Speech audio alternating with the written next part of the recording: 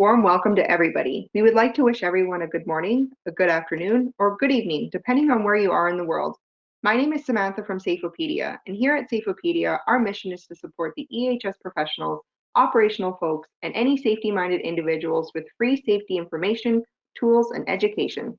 I'd like to extend a huge thank you to those dedicated professionals for all the great work they do on a daily basis. Today, we're proud to present Culture Trumps Your Safety Systems Every Time. How then to develop the best one. This Safeopedia webinar is being presented by SafeMap International. It is now my pleasure to introduce to you today's presenter, Corey Pitzer. Corey is the CEO and founder of SafeMap International, a company specializing in the psychology of risk. He consults internationally to many corporations in mining, utilities, military defense, and construction, all with occupations in which people can be seriously injured or killed in their work. He has a bachelor's and honors degrees in industrial psychology, honors degree in business management, an MBA, and a graduate diploma in education. He was an infantry platoon commander, an underground miner, and has done every dirty job to earn money for his studies. Corey enjoys skydiving, motorcycling, and race car driving. As a result, he knows more about risk than about safety. I am very grateful for you to sit back, relax, and enjoy the presentation. With that, Corey, please take it away. Thank you very much, Samantha, and Safeopedia for hosting this webinar. I want to talk about something that's quite topical in the world, culture and how it affects the organization and safety, and specifically safety culture. So my agenda today is a little bit of an introduction, and then I want to look at those 4 topics individually. What is culture? What is system?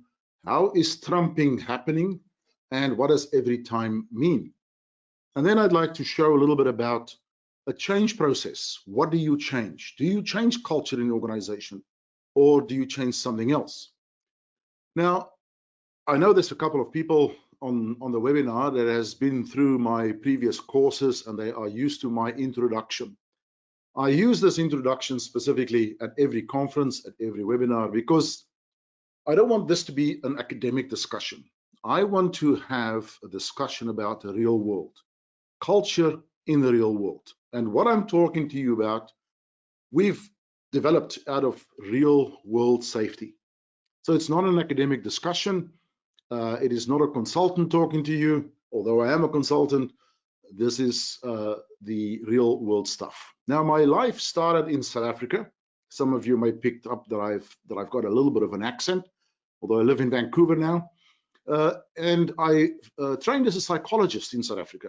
And when I finished training my military career, I went in to find a job. And I couldn't find a job as a psychologist. My first job was a teacher, but that lasted a very short time because I couldn't stand children any longer, and I couldn't live on that pay.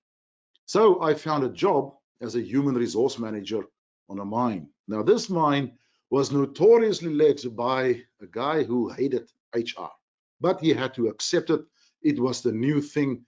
And when I arrived on his mine, Mr. Drummond was his name, he told me that he's not going to let me work as a human resource manager, and I don't even know what people do on the mine.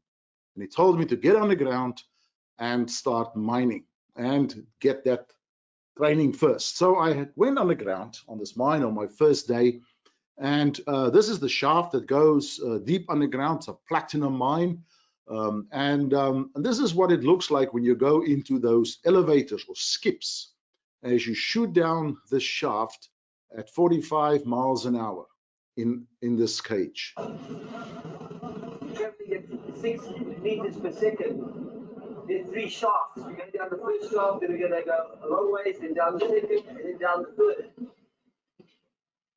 Experience ears blocking down.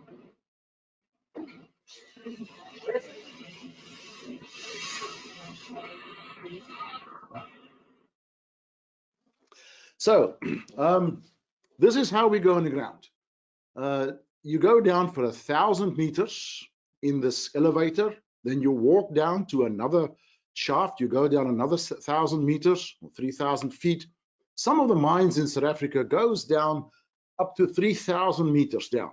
But the mine where I was working down was about 2,500 meters.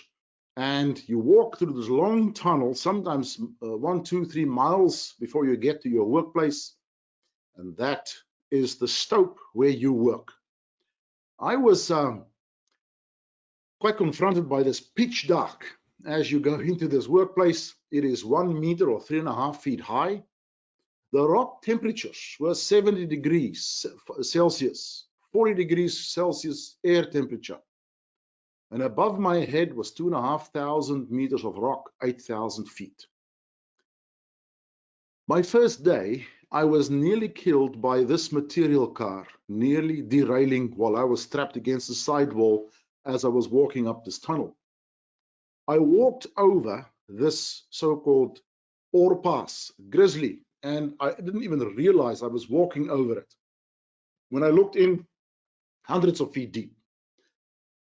This is my first day when you literally understand what it means to live at the edge of life and death, and that's where you work. I have enormous respect for the mining population out there, the mining workforce, what they do. In that stope, I probably learned more about safety and about culture and about human psychology than at any other time. And it is here where I had a great significant realization that culture trumped our systems every time. Now, this is a realization that's stayed with me for the rest of my life. And it drives everything we do in safety for our clients. So I want to look at them individually. Culture. What is culture? I want to do this with a little video clip that I use extensively to illustrate exactly what culture is. And I'm sure you'll appreciate this. This is a story about Daryl. Daryl is a worker. In fact, he's the only worker in this company called Dash Carpets. It's a little town that he works in, and his friend is the owner, and his friend told him that the business is running out of money. There's another carpet company in town. I'm giving you this background because I want to build it up. Another carpet company in town that gets all the business. And he said to him, Daryl, I might not be able to pay you at the end of the month. But the next day, his boss phones him and says, Daryl, we had a breakthrough. The mayor wants carpets in her house before Saturday because the other company can't do it. And if we do this, she will talk in the town. She will tell everybody, this is a breakthrough, Daryl. Get to her and find out. So he gets to her.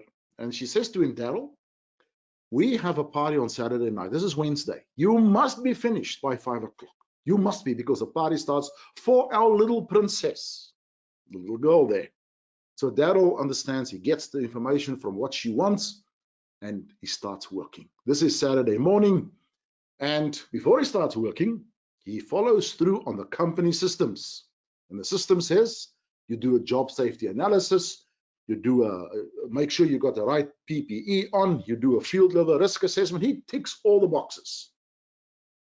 Job starts. And it is 5 o'clock. She's coming in any moment to do the inspection. And Daryl is ready.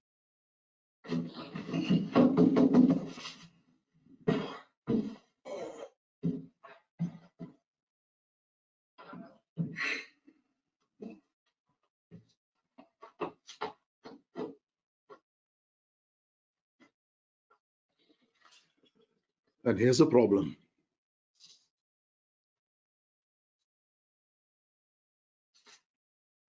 Now, this is the moment. What should Daryl do? Now, we all know what he should do. And everybody always says in my training courses, oh, he should cut this, he should cut it open, he should get his cigarettes out, and he should tell the lady, look, or all kinds of inventive solutions. But if he cuts that open and she walks in and Daryl is not finished, he might not have a job tomorrow. The company won't exist anymore. Everything depends on his decision now. So what will Daryl do? And we all know what Daryl will do. This is what he's doing.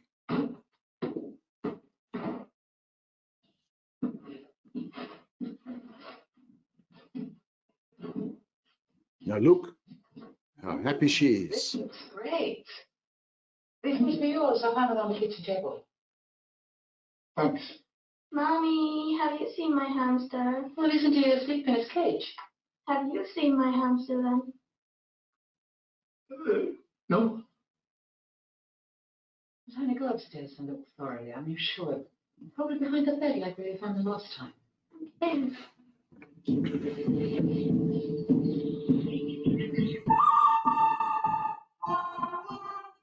Now, what a terrible outcome for Daryl. I mean, this is amazing. The last thing he expected was to have that hamster under the carpet.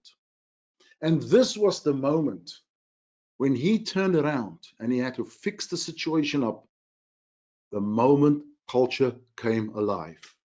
Now, this is an important point. Culture isn't something that exists all the time in the organization. It comes alive at the moments it needs to be alive. At the right time, culture takes over. And I'll explain this more. To explain what I want to talk about this coming alive, I'm first going to have a look at how do you measure culture? And this is a very important aspect of culture and the analysis of it. So there are key considerations when you measure culture. Now, I realize my photo there was taken before the COVID-19 pandemic because people are not socially distancing. I'll replace it with one people far apart. But here are the key considerations when you look at what is culture. There's an important distinction to be made between opinion and perception. If you ask people with a questionnaire, for instance, what do they think about something, and they read it and they think about it, they come up with an opinion. It's a reasoned answer. When you get from people a perception, it is an intuition. But for that, you have to make sure people are assured that they are anonymous and that the responses are confidential. And I'll show you in a moment what happens if it's not. Now, there are key considerations when you analyze culture. First of all, is how reliable is the instrument that you're using, and how valid is that instrument that you're using. Very important things. And these days, we have things like SurveyMonkey, and people just put things up together themselves, and it's almost lost, the whole question of reliability and validity, because there are numerous psychometric biases that come into play. For instance, if you give people a questionnaire, whether it's a paper questionnaire or even on the web, and you have a scale which people have to tick off, you have a number of biases coming into play. First of all, the so-called social desirability. People read the question and figure out, what do you want to know? What do you want to hear? And they're going to give you the right answer. And they will tick off those boxes that gives you the measurement that you're after. A lot of people do this out of natural inclination. Other people have what is called an agreement bias. They have a tendency to agree with statements on the scale.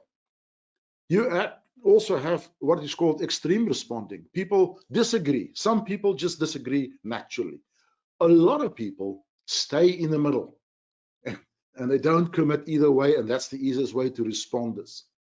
You also have error responding. People read the question, they misunderstand it, they get lost in the translation, they get lost, they lose attention, they can't understand the question because sometimes these things are filled with paragraphs of information and they respond incorrectly.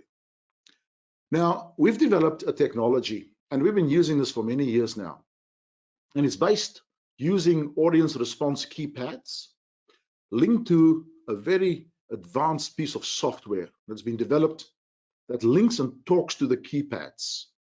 So what happens, we focus on group surveys because that's people's natural work environment. That's where they work. So we survey people in groups with keypads. They don't read anything.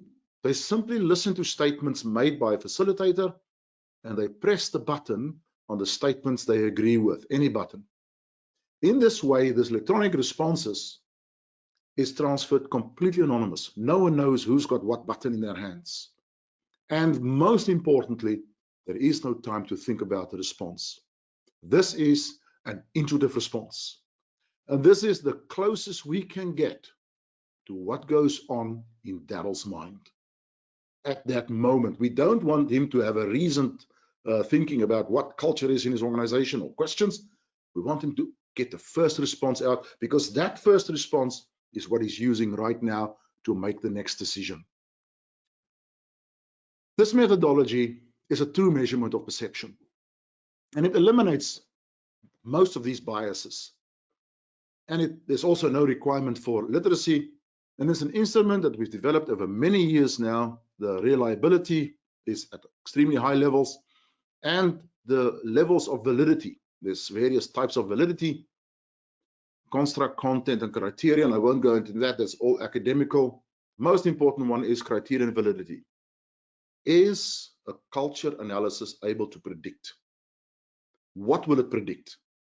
Now, if somebody tells you that they're going to come and measure your culture, and you're going to improve your safety performance after you've changed the culture, you have to be extremely careful. That I will call a lie, because you may not get an improvement in incidents.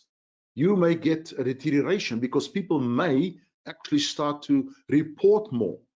It's not necessarily less incidents you're getting more reporting. We'll talk about that. The link between culture and lagging indicators, there is no such thing. And we got to be very careful with that. No such thing, in my opinion. So one of the key metrics of culture in our approach, we measure or focus on some more, but these are the 4 key ones. How consistent is this culture? How aligned is it? How potent is it? We'll talk about that. And what is the maturity of this culture? Now, these are 4 different kinds of measures that's commonly used. I'll show you how we do it.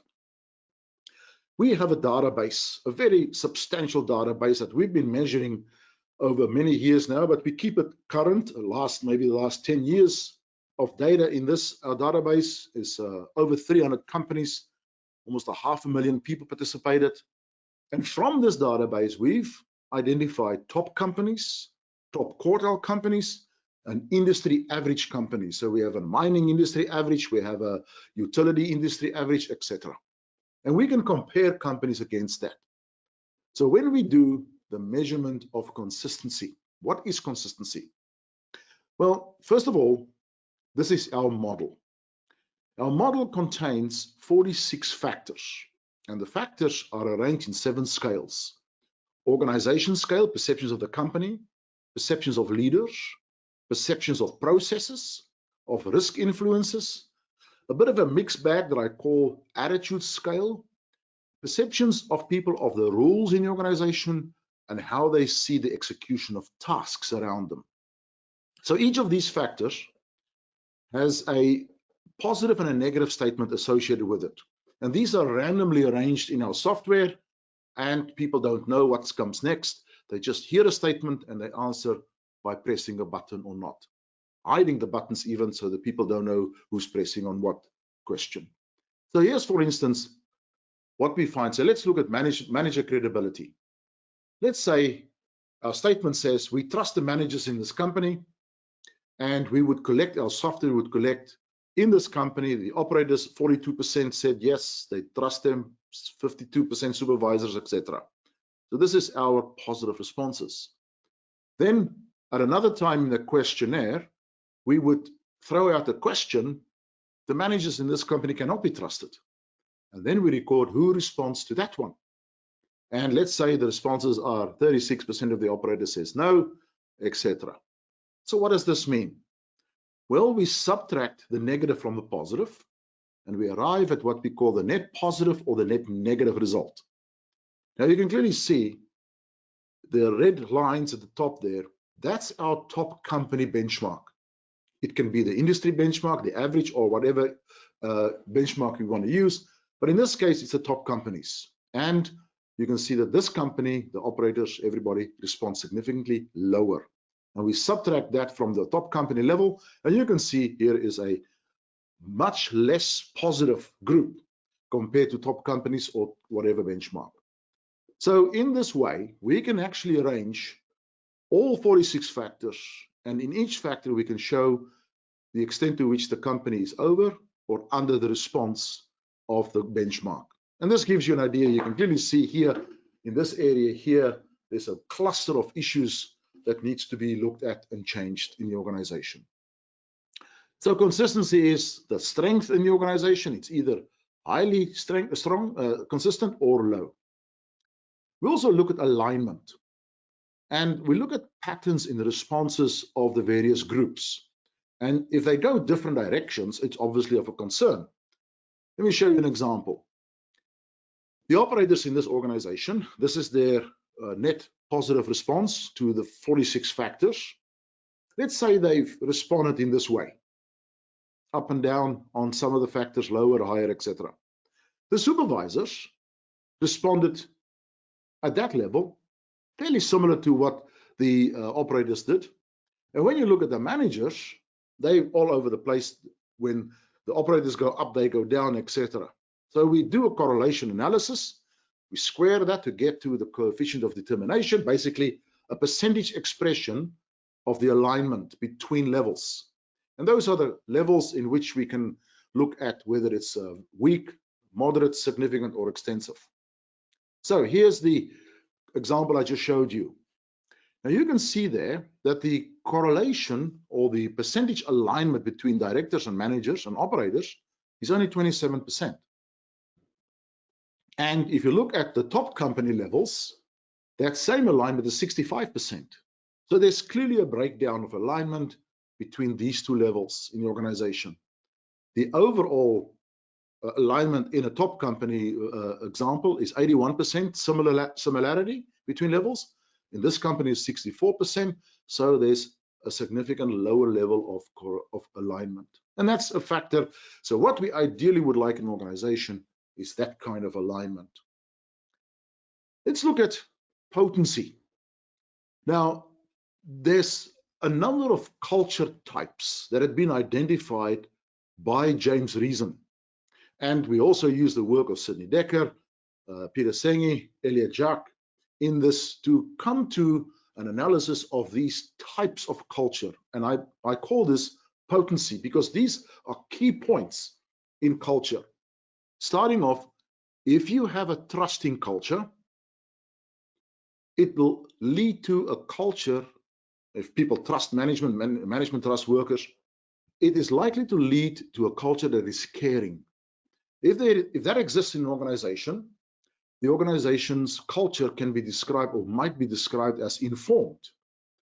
As it gets increasingly informed, the organization can become more just, the culture, and this is where Dekker's work is very much in prominence.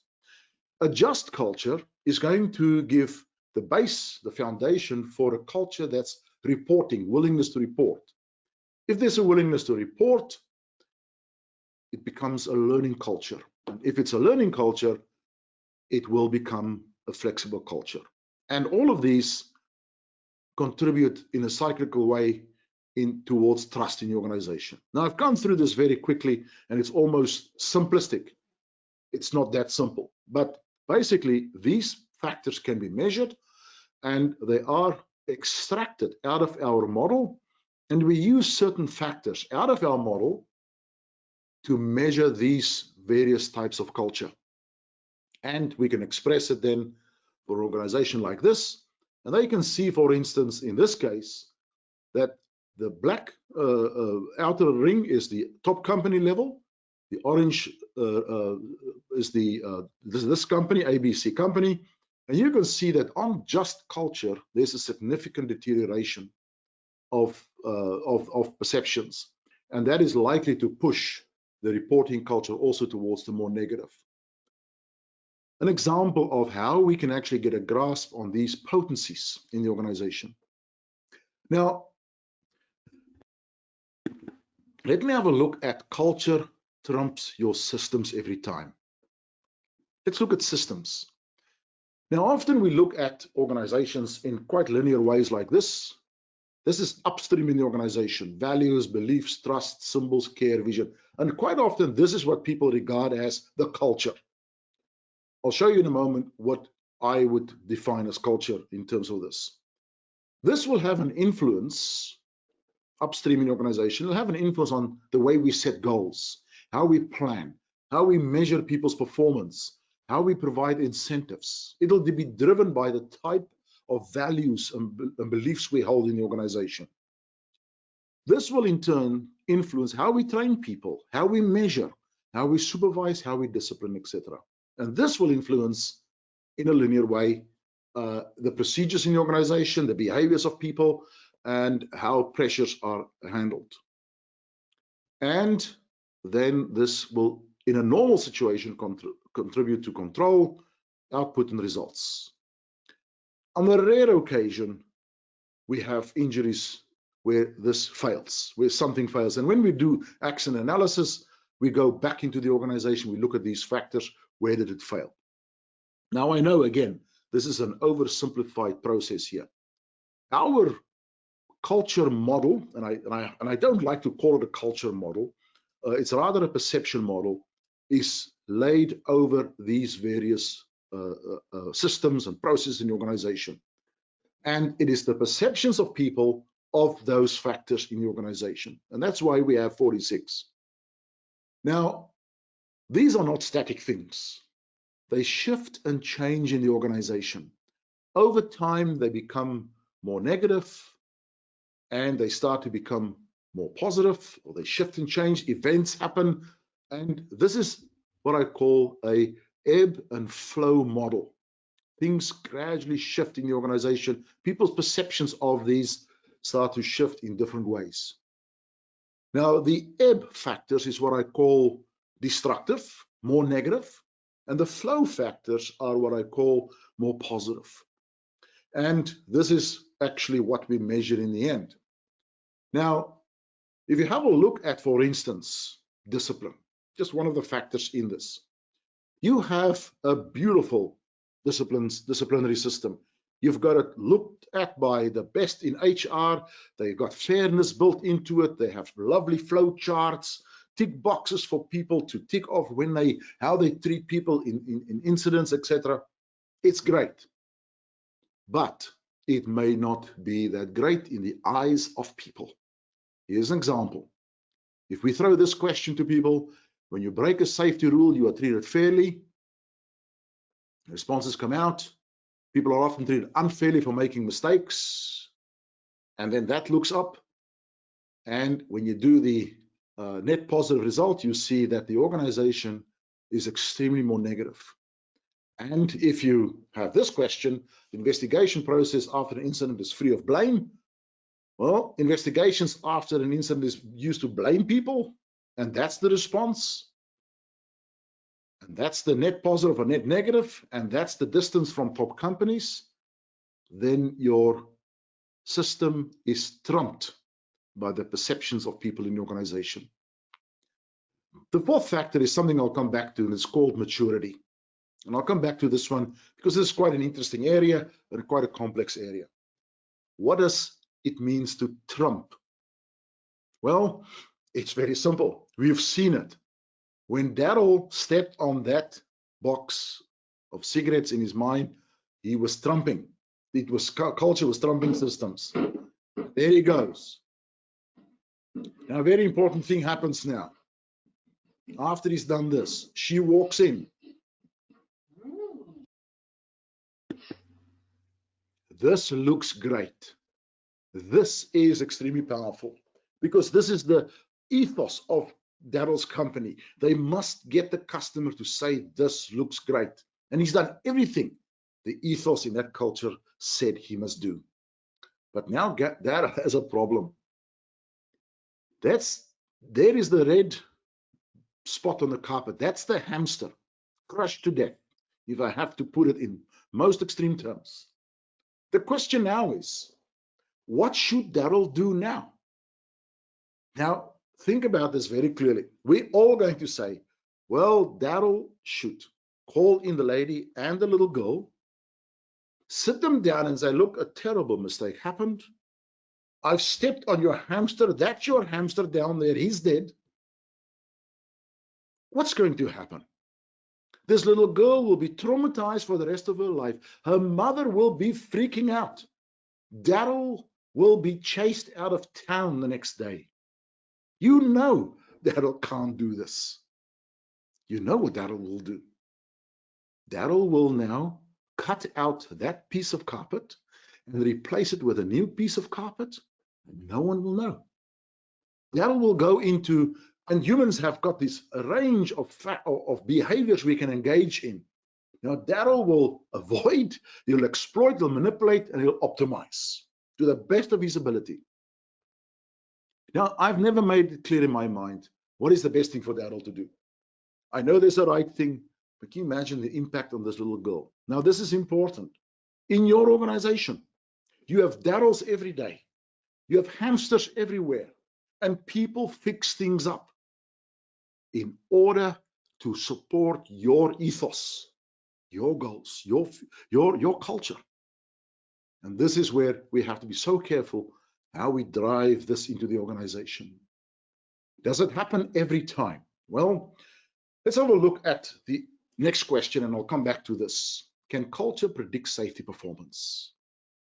We've all been very well informed about the Titanic. I use this example a lot.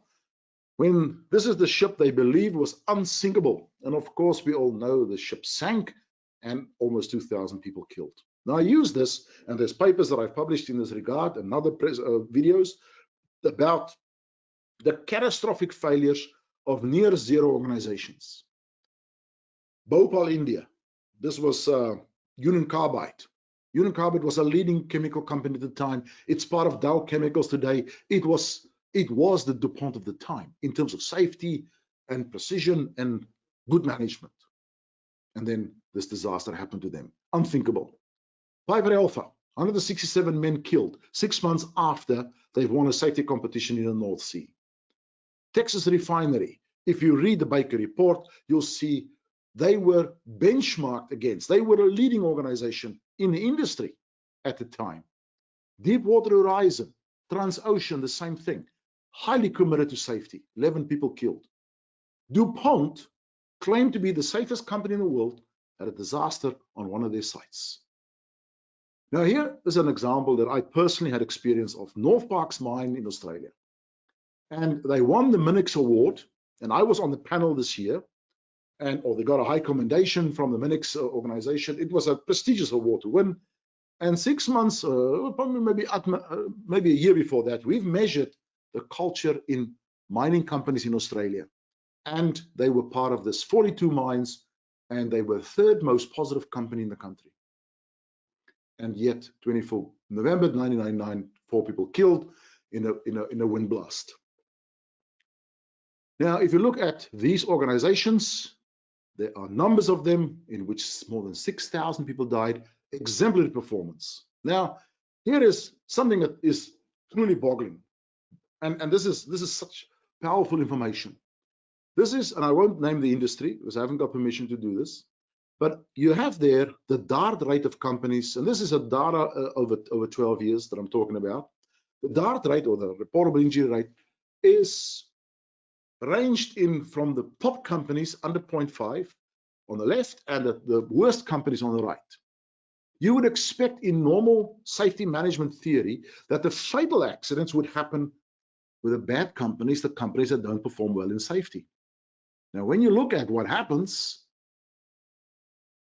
deaths over the last 12 years, the opposite happened. The majority of fatal accidents happened with the companies with the lowest incident rates. Now, let's come to the question of maturity. Organizations have focused quite a lot on maturity. It comes out of the work of Westrom, eventually surpassed and overlaid by Hudson's work about, on the left, pathological culture, right up to generative culture. Now, if you look at the logic behind this, if the organizations have got systems that are random, intentional, or integrated, and their focus is extrinsic or results driven, embedded, safety is embedded in the organization, it's values driven, it's focused on values, and you put this on a matrix, you get those levels that Hudson talked about. We call it reactive culture, when they have more intentional systems in place, responsive culture, and integrated when they, we call it the rational culture. And then the companies make a decision. We're going to do safety for the right thing. It is the good thing, it's the right thing to do, and it's a value-driven, we call that responsible cultures, reliable if they become intentional, and resilient. And this is how the logic works. And these are the descriptions we use for each of those levels of culture. So what happens in these near zero organizations? My theory, my thinking says that they became control focused, obsessed in the organization.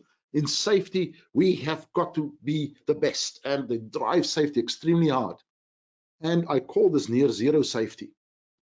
And that is, I think, what is happening. The organization becomes restrained, deluded, and eventually destructed. And this is a kind of culture that we don't measure. We only measure how good they look. Now, these cultures, and I can't go into too much detail here because of time, but the culture can be restrained, and you can see there in this kind of organization, messengers are quiet. Think about the companies I talked about. Messengers are quiet. There's rigid controls. They behavior obsessed. They become deluded. Fear becomes embedded in these organizations. People pretend to comply. They are focused and fixated on metrics. And eventually, they become distracted. And their sense of invincibility becomes cemented in the organization. Now, a quick different model. An organization can take too little risk, they can take too much risk, or they can take enough risk. And this is related to their chance of success in this way. If an organization takes too little risk, it's oversafe, it's not performing, production-wise. If it takes too much risk, it becomes unsafe, and it can have accidents and become destructive. If it takes enough risk, it is safe enough. Now, when you look at my companies that I surveyed, what did we predict? Is this what happened? Were we measuring organizations there that were oversafe? And they become deluded, they become restrained and destructed. Now, I believe there's many organizations in that range that are there. And today we have ways and means of analyzing whether we are measuring an organization that is positive and whether they are deluded in the analysis that we can do. The breakthrough from this is safety to become beyond embedded, but to become intrinsic, to become the DNA in the organization. And I have another level of maturity. I call this level robust. The next level I call the ready level, ready culture. Now, just when you thought I ran out of words to start with R, I came up with the ultimate one. The top companies are restless companies. And that culture sits beyond the reliable and resilient organization. The restless company, the restless culture is what I found on that stope, in that stope, where safety has become invisible. Zero doesn't exist. I say that tongue in the cheek. Safety has been replaced with a readiness to respond to risk. And I talk so much about this definition of safety. This is a definition of safety that exists on American aircraft carriers. These are enormous, enormous pieces of equipment. Military force second to none. They are equal to Atlanta Airport landing every day, but they do this in 2 football fields. They've got millions of gallons of fuel, jets underneath the deck, living quarters for 5,000 people. They're sitting on 2 nuclear plants. They land planes at speed that they travel at 90 knots, and they land planes at 160 miles an hour every 42 seconds. A famous example of safety, the most dangerous workplace in the world. But they've got 3 levels of safety here. Underneath the deck is traditional safety, Navy safety, equipment, etc. Above the deck is the aviation safety, the jets, it's a different thinking. On the deck, they have what I call stope safety. Now on this deck, this happens. They have to land the planes and get caught by, the cable has to catch the plane.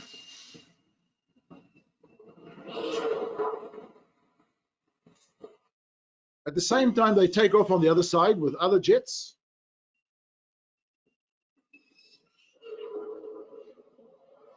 This is an incredibly dangerous workplace, and seldom would accidents happen, but sometimes they do. And here's an example of what happened on the USS George Washington. And I met a guy at a conference the other day, Scott, who was on the deck when this happened. This is what happened.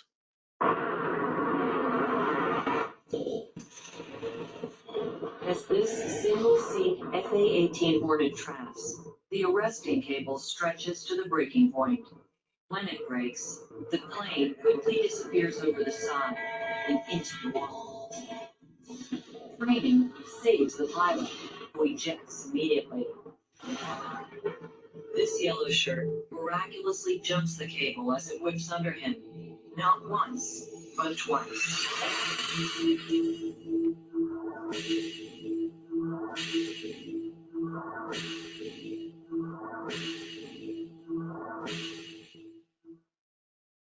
This to me is a beautiful example of an organization that's chronically unease, a restless organization.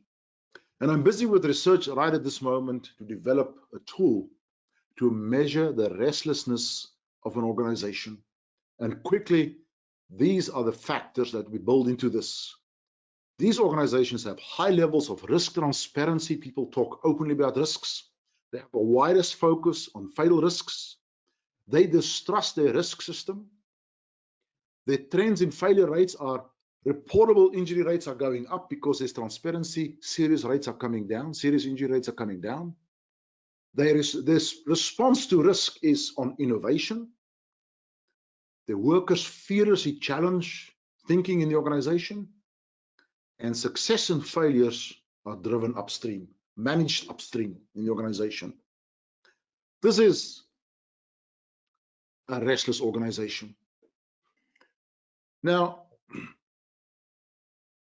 transforming a culture. What does it mean? At the turn of the century, we were driving around in horse-pulled carriages. The rich people were sitting in the back. Poor people were going on their own, sitting in the front, just like today. But as time went on, too much horse manure were piling up in the cities. It became a massive health problem. And in those days, I would call this safety zero. Then we had the first car, the Model T Ford, and it came on stream. I call this safety half. It wasn't very safe for the occupants. And also, it started to smoke so much that people couldn't breathe, couldn't see anymore. And as time went on, we put all kinds of technological advances into place. And today we have the Toyota Camry. And I call this what is now known as Safety One. But invisibly, CO2 is still killing the world. And we're now in the process of transforming to the Tesla, the electric cars, and this is probably what is known today as Safety 2 in our thinking in safety. Not too long in the future, maybe 50 years from now, we're going to have too many batteries running everywhere, and we're going to have to transform again. And then we may have to go to this kind of transport, and I call this deep safe, but you can't see it because safety is totally integrated in there. If you want to transform, and I think this is what's happening in industry right now, some organizations are taking on this challenge to move forward into this new thinking in safety. And the intent changes. We're going to change into that kind of safety.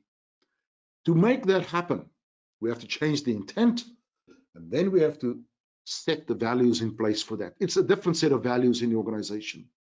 And we have to revision the organization. And this is important. Revisioning the organization drives everything that follows. The approach has to change, the strategies. Now, this is also a big step in organizations that often is missed. We're going to change to this new thinking in safety, but we leave behind the fundamentals of strategic frameworks in the organization. They have to be reset in terms of that intent. And then the next important step is the realignment of all behaviors and practices of the leadership group. I'm talking about the leadership group initially, the supervisors, the managers in the organization. They have to align their behavior, the way they discipline people, the way they measure people, the way performance is managed. That has to be aligned with this intent. We have to then look at the processes, the disciplinary process, the incentive systems, the reward systems. They have to be refocused in terms of this different intent. Eventually, you can be trapped by the systems you have in place. If your systems are not re-engineered, not aligned with those new thinking, you're not going to make the change happen. And then finally, I just call this the competence in the organization. Competence at the employee level, at all levels, the competence to deal with risk, to understand what risk really is in their workplaces. And we have a model that we use, we call this the 6Y model, and give people skills to think in a different way. And this different way is not thinking back, waiting for accidents to happen, then let's prevent these accidents by changing procedures and processes, but by having a completely different mindset in the organization, this one of readiness to respond to risk, which will permeate right throughout the organization. Now, this is what has changed. So you don't change culture. Culture is a consequence. Is that what comes alive at the right moment and the right time in the organization? And this is a journey. I know there's some people in the organization on this webinar who's actually been with us on this journey. It is a planned process. As you change the intent in the organization, you set your values in line with that, the approach starts to change, you get the practices of behaviors of work of managers in place, you change the processes, the systems, and the competence in the organization. And this process is a powerful process, but it requires a brave decision at the top of the organization, because you are going to have to change all of these things in the organization in order to deliver this intent that you're after. You cannot slap a few programs at the back end of the system together, of your company together. You cannot grab things off the shelf and say, we're going to try to do this now, and we're going to put this new program into place, and we're going to fix up workers because they're the problem. You're going to have to change the heart and soul and mind and guts of your organization. So,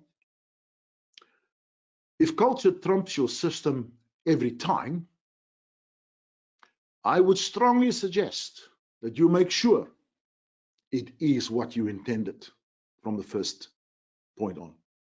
If not, that culture that you have no control over, that thing is going to trump things in the wrong direction, at the wrong time, the wrong place. And then you have a Deepwater Horizon, you have a Gulf of Mexico spillage, you have a Piper Alpha killed 167 people. Those are the kind of events that suddenly spring up when the wrong thing happens at the wrong time. So it's not every time. It could be the right time or the wrong time. So there's 10 minutes left. I'm going to leave a little bit of time open for questions. So open up for some questions.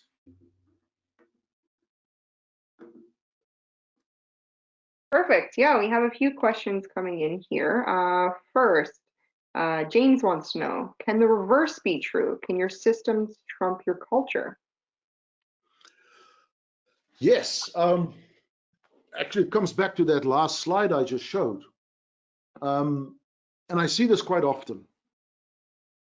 and I've had this discussion just today, yesterday, day before, and it's when it comes to safety, the system of measurement, how we measure safety in the organization. If that system persists in the organization to drive at measuring accidents, the absence of accidents, it is the be all and end all of reporting in your organization. That information goes right to the board of your organization. It will drive your culture in the organization eventually. You have to change that system to make that happen. I made the statement the other day that, and I think Sidney Dekker wrote this statement in one of his books, that what gets measured gets done. Typical management mantra. What gets measured gets done. Well, what gets measured gets manipulated, and especially in safety. And if you have that kind of measurement system in place, you're not going to change the fundamentals of perceptions of people in the organization, because they're still going to try and deliver the absence of accidents to you. So your system can actually drive you. And that's actually very much in tune with our change model, because we say that you don't change the culture, you actually change the systems, the processes, the practices. And that then drives the culture in the right direction, so that it trumps my last statement. So when culture trumps, it trumps in the right direction. Right, that makes sense. I've actually seen this one coming in quite a bit. A question from Kyle. Is it possible for a company to have no culture? Yes, that is quite possible. You could have apathetic people in your organization. You can have people who are not connected. They come in, they go. They may be a contracting organization. They have people come and go every single day, new people around. That's a tough thing to manage, because it's not that people are apathetic because they're bad. It's because they're apathetic because they have no buy-in. They don't have to be buying in. So, and we've measured that kind of culture, a neutrality in the organization, that what management does and says doesn't really matter. We don't care, and there are very few of those organizations these days, I must say. But it is possible to be so disconnected that you don't have a culture at all. Right, that makes sense. It's dependent everywhere you go. So Kara asked, you spoke about culture maturity. What does system maturity look like? System maturity is when you have progressive levels of advanced thinking in your system. So let's take the measurement of accidents as an example. If you measure lagging indicators, that's at a low level of maturity. If you start measuring leading indicators, that's at a higher level of maturity. If you start to measure, and those factors I mentioned of restlessness, those 7 factors, that's actually a research that I'm doing at the moment, and it's going to be presented at the National Safety Congress. It is a coefficient. It's a measurement of advanced levels of thinking in the organization, of systems in the organization. I call those resilience metrics. That would be the highest level of metrics that I believe operates in the organization, and it aligns with these levels of maturity that I spoke about. Right. So we have a question from Rob here. It's easy to measure negative incidents as lagging measures of what has happened. Do you have advice on how to transition to measuring the presence of safety as something proactive and more forward-looking, but much less easy? Sorry, the question cut off here. But much less easy to define. Sorry, I missed the middle part there, Samantha. Yeah, one Can you second. repeat the question? Yeah, so do you have any advice on how to transition to measuring the presence of safety as something proactive and more forward-looking, but much less easy to define? Well, I think these resilience metrics that I just spoke about, they are much easier, much more difficult to define. So, for instance, let me give you an example and be practical about this. Over the last 18 months, 2 years, I've had an incredible experience to do a deep dive into organizations around the world as part of a service I was giving to a company. And we went to various 40 mine sites and started looking into fatal accidents in the organization, exposures, fatal risk exposures. When I looked at all the data, it was very clear that for every fatal accident, potential fatal accident, that could be hidden, that could not be hidden, there were 3 that could be hidden. So, a simple example, a crane drops a load. No one is injured. Massive smash. They have to report this. You can't hide this incident. And I was sitting in a truck with a guy. I just told the story this morning. Sitting in a big truck with a mine on a mine with this guy, and he told me how he nearly hit a pickup on an intersection. He didn't see it. It would have killed that person in the pickup. And I asked him, "Did you report it?" And he said, "No." And when I looked at the reports that we did, there were 3 of those types of incidents that could be hidden that was never reported for every one that was reported.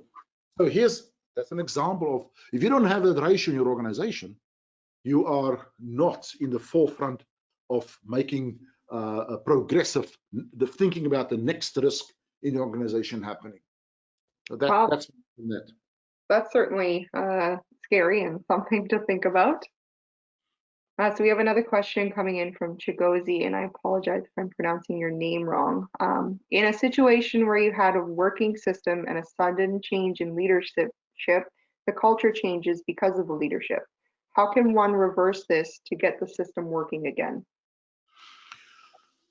Whoa, that is a very complicated question. And there are so many answers to that, so many angles, and I think you'd have to clearly, deeply understand what is happening in that organization. And it's absolutely correct. The leadership, the top leadership in the organization, can have a profound impact on what happens in that, will have a profound impact on what happens at an organization, because they make decisions, policies, and what they intend to have in the organization eventually drives everything in that organization. And once you into that situation, it's an uphill battle. If you don't change that thinking at that level, I don't think you've got much of a chance to survive your systems in that kind of circumstance. You have to address it. And this is my almost like a bugbear I have, a bee in my bonnet, as I think the Australians are saying, is that when you look at companies, the board of a company they ask certain questions from the organization. They ask questions about safety. And while we've progressed in many other ways, technology immensely in production terms, in operational terms, we haven't progressed. The boards, many boards, not most, many boards have not progressed in their thinking about safety. And they still ask the same questions. How many accidents did you not have last month? And show us the trend on your accident graph. And we all know that's a lie. It's a fudged outcome, or not intentionally. It is a manipulated outcome. It is a modified outcome. We put people on light duty in order to make the figures. And I'm not saying we're doing this for negative, bad reasons. I'm saying it happens. Everybody knows it happens. I have seen an organization that had fatal accidents disappear off their charts. You won't believe this, but they have had accidents in a country while they're constructing buildings there. They flew a jet to that country, they picked up the body, and they delivered that body of this subcontracting company in the country where they're from, and they reported it there. It wasn't on their charts that they talked to their board with. So, and this is not old days, this is not so long ago. This is what the questions, the right questions need to be asked. The right transparency and openness in the organization needs to be there in order to make that change. So this is a complicated answer to that complicated question. Yeah, it's important that these systems and these incidents are tracked and recorded. And you're right, we need to progress more than just technology. We need to make these further progressions in safety as well. So John asks, human performance programs seem to be buzzing in safety lately. Are there impacts to culture from human performance-based safety? Well, I don't know if human performance safety is a different safety. Human performance is embedded in the way we think about safety, and so if you talk about safety 1, safety 2, or traditional safety, the new view of safety, I think the new view of safety has got these different principles, and they are different, and that's the human performance side of things.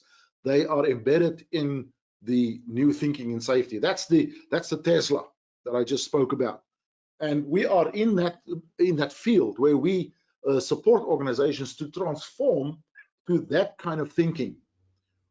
We talk about human performance, but it is really the way human performance is managed in the organization, because we got to be very careful. If we talk about human performance, I'm still very scared that this is still, let's focus on the worker. The worker is the problem.